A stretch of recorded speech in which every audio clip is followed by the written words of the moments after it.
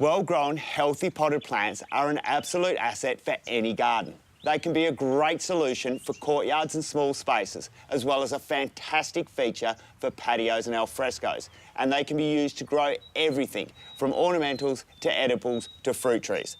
To ensure your potted plants grow as well as possible with a minimum fuss while using the least water as possible, there are a few simple rules to follow. Selecting the right plant for the spot is the first hurdle. The plant should be naturally suited to the area it will be growing in, taking into consideration the amount of sun, wind and heat it will be exposed to. Next, choose a pot that will allow the plant to develop a sufficient root system to support it. Smaller pots inevitably require greater amounts of maintenance and often more regular watering.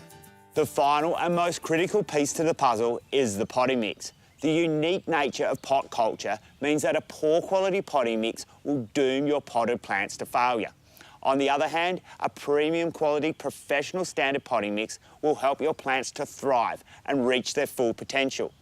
A great example is Bailey's Premium Potting Mix. It's been the first choice in my landscaping business for as long as I can remember.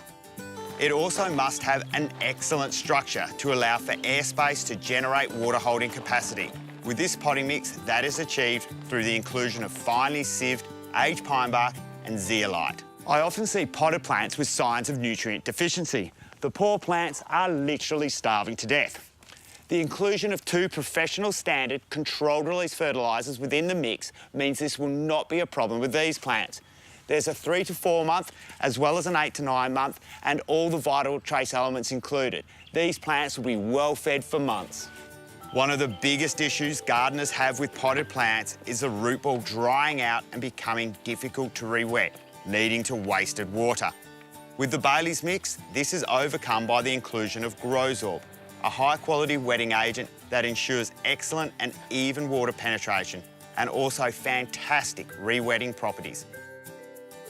A great way to save water when growing plants in pots is to use a self-watering pot, like this one, and to select low water use plants.